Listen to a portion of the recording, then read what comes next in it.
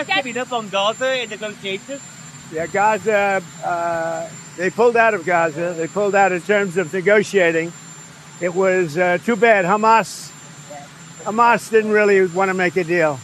I think they want to die, and it's very, very bad. Are you telling And me? it got to be to a point where you're going to have to finish the job. They really, they asked for things. Don't forget, we got a lot of hostages out.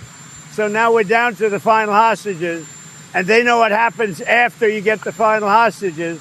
And basically, because of that, they really didn't want to make a deal. I saw that.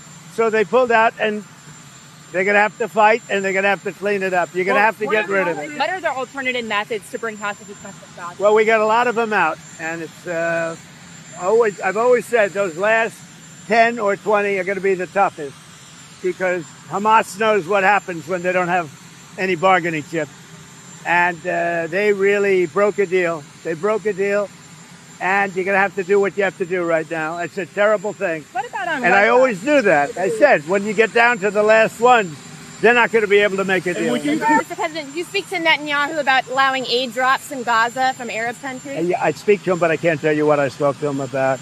But it was sort of disappointing, although I told you. I mean, I told you. When you get down to those last 20 hostages, you get down to that last 10 or 20, it's going to be very hard for Hamas to make a deal because they lose their shield. They lose their cover.